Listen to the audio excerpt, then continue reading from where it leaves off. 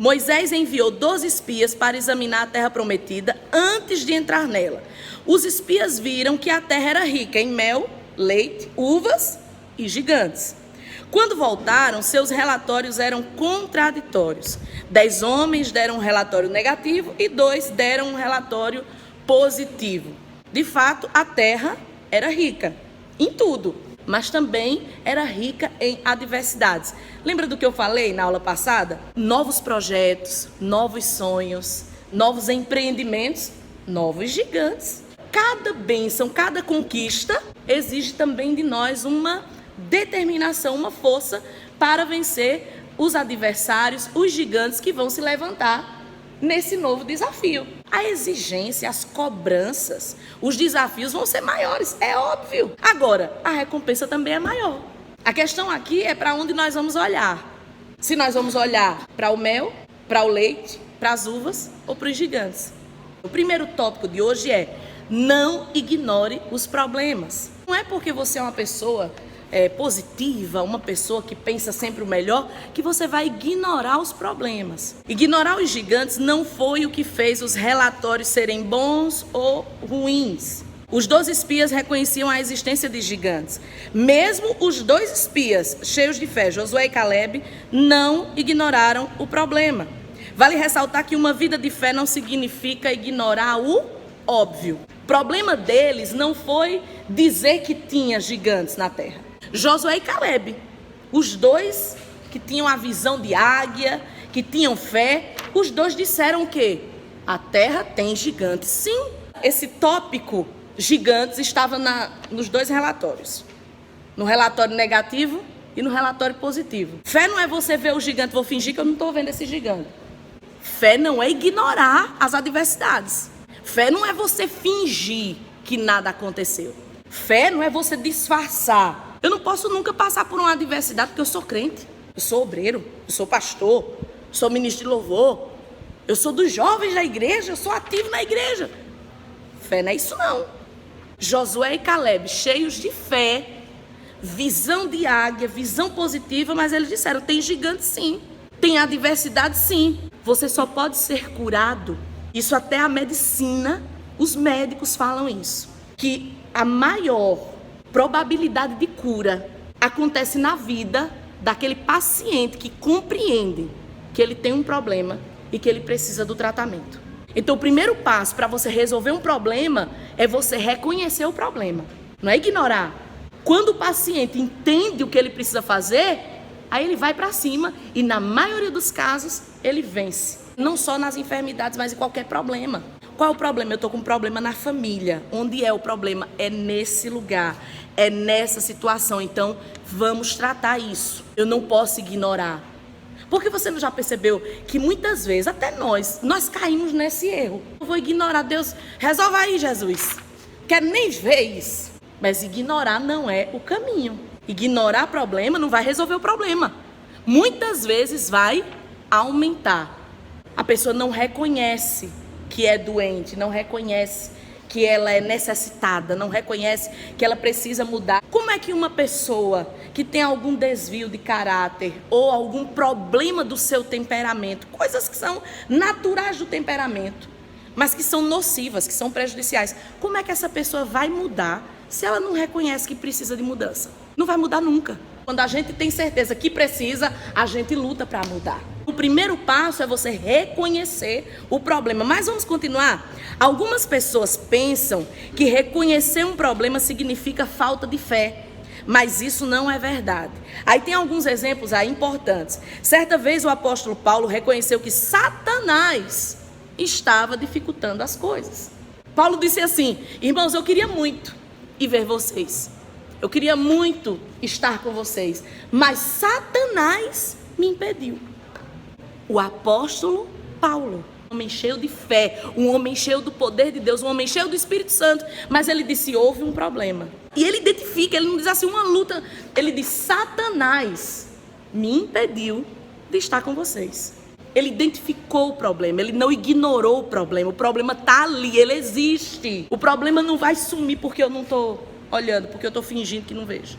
Outro exemplo, o apóstolo Pedro. Pedro fala sobre um adversário. Ele diz que o diabo, que é o nosso adversário, ele está procurando um lugarzinho, uma brechinha para que ele possa entrar. Pedro não disse, irmãos, nós somos super-homens e super-mulheres e estamos livres de tudo. Ele disse, não, é para vigiar, porque há um adversário, há um problema, que se a gente não vigiar, esse problema nos destrói. Ele não ignorou. E aí vem o exemplo principal, Jesus. Jesus no deserto, Jesus o Filho de Deus, nosso modelo principal, é o nosso maior exemplo.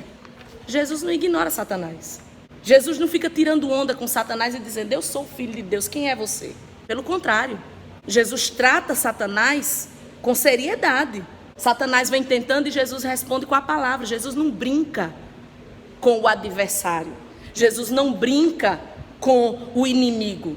Jesus reconhece que tem ali um inimigo, que está querendo roubar algo precioso da minha vida. Jesus foi levado para o deserto, gente, com foco. Aquela tentação não aconteceu por acaso. Aquele jejum, quando você se propõe a jejuar, quando você se propõe a orar, você não está fazendo aquilo porque você não tem o que fazer. Quando você diz, eu vou fazer um período de jejum, eu vou fazer um período de oração, você está fazendo aquilo porque você tem uma necessidade importante. Porque você tem um objetivo, você tem um foco. Você não está brincando, ninguém brinca de jejuar. Ninguém brinca de orar. Ninguém brinca de ficar um tempo só em contato com Deus, quebrantando sua carne. Ninguém brinca com isso. Jesus vai para o deserto orar e jejuar para que ele se preparasse para o ministério. Ele começa o ministério a partir desses 40 dias de jejum e de oração. Então Jesus estava cumprindo ali uma etapa e Satanás queria matar esse sonho, matar esse ministério no início dele. A tentação vem para nos impedir de avançar, mas Jesus não ignora. Jesus não diz, não, tá tudo bem, viu, Satanás? Eu estou maravilhoso, estou ótimo. Ele não ignora. Ele vê Satanás, ele reconhece a presença de Satanás ali, ele reconhece o agir de Satanás ali e ele trata aquilo ali com seriedade, mas isso não diminui quem ele é. Porque tem gente que acha que reconhecer que está passando por uma luta, que reconhecer que está passando por uma adversidade vai diminuir ele ou ela. Se souberem que eu estou sendo provado, que eu estou sendo tentado, isso não diminui você. É a maneira como você lida com o problema, é a maneira como você lida com a situação. Uma vez uma irmã me procurou, ela disse, pastora, como é que vai ser a minha vida, que eu estou com esse problema X na minha família? Como é que vai ser agora a minha liderança? Como é que vai ser agora para mim, como obreira da casa de Deus? Eu disse, minha querida, os problemas não diminuem quem nós somos ou anulam o chamado de Deus na nossa vida. Surgiu um problema, surgiu uma adversidade, a gente vai para cima e enfrenta. Essa história de porque é o pastor, porque é a pastora, porque é o líder, não pode nunca passar por um problema. Pode porque é humano, pode porque é pó, pode porque é gente. E Deus permite muitas vezes para que nós sejamos modelo, exemplo para os outros. Imagina, Paulo, Satanás me impediu. Eita, irmão Paulo, tá orando não. Orou pouco, né? Poderia alguém pensar, não, ele é sincero, ele diz, irmão, não deu porque Satanás se levantou. Ignorar o problema não é o caminho para a solução. Tem um problema? Tem. Muitas vezes, lá na sua família surge um problema e a gente percebe que algumas pessoas não querem enxergar esse problema. Às vezes é o pai que tem um problema com o filho e ele finge que aquele problema não existe. Todo mundo está vendo o problema. Mas aí o pai, não vi, não percebi. Ou a mãe, ou é o filho que tem um pai problemático, uma mãe problemática. Porque a gente sempre fala, filho problemático. Ô, gente, pai e mãe também dá trabalho, viu? Aqui na igreja tem muitos jovens que agem como se fossem pais de seus pais. Porque o pai e a mãe é tão criança, tão imaturo, que não consegue resolver certas coisas e o filho já é maduro. Aquele jovem, ele vem para a igreja, ele começa a aprender a palavra, ele já tem uma maturidade natural, ou ele adquire essa maturidade caminhando com Deus, e aí a gente vê muitos jovens carregando literalmente seus pais nas costas. Isso acontece. Então não é só filho que dá trabalho, entende? Tem pai e mãe que dá muito trabalho. Tem pai e mãe que estressa os filhos por causa do comportamento, por causa de determinadas atitudes. E é difícil. Então, a luta de cada um, sabe? Não pode ser menosprezada. A gente não pode dizer, não, mas luta é um pai com um filho. Não, gente, todo mundo tem sua luta. Às vezes a sua luta é com o seu irmão. Às vezes seu problema é com alguém do trabalho. Todos nós temos a nossa adversidade. Nós não vamos ignorar. Tem um problema sim, tem. De repente é um tio, é um pai, é uma mãe, é um irmão. E você passa vergonha por aquilo. E você diz, mas o que é que vão falar de mim? Porque é o meu pai, é o meu irmão, é o meu parente. Gente, você é você. Existe problema? Existe. Porque tem gente que é assim, não, fez não. É não. Não é. De repente tem alguém que é bandido na família, é bandido mesmo. Você não pode se cobrar de algo que não tem a ver com você, no sentido de que a pessoa é daquele jeito por escolha, não porque você influenciou. Tem esse problema de caráter? Tem. Problema dele, eu não tenho nada a ver, estou orando para Jesus. Você não pode ignorar o problema. Porque tem gente, não é não. Meu irmão não é assim não, meu pai é maravilhoso. Cada um vai levar sua carga, sua culpa, seu pecado vai ser cobrado individualmente. Qual é o seu dever? Orar, vou orar. Se for da minha alçada, eu vou aconselhar. Se precisar da minha ajuda naquilo que eu puder e que eu tiver responsabilidade, que for de acordo com a palavra, eu vou ajudar, porque tem ajuda, como nós já falamos aqui, que foge dos princípios bíblicos e não é ajuda, na verdade a gente está empurrando a pessoa mais ainda para o pecado.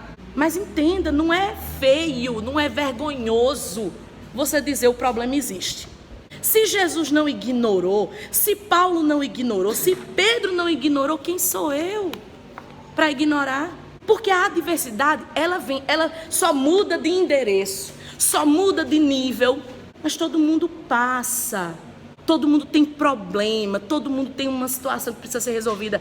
Não, ignorar não vai resolver. Tem que olhar, o problema é esse. Tem sim um problema e eu estou fazendo a minha parte, que é orar e agir para resolver o problema.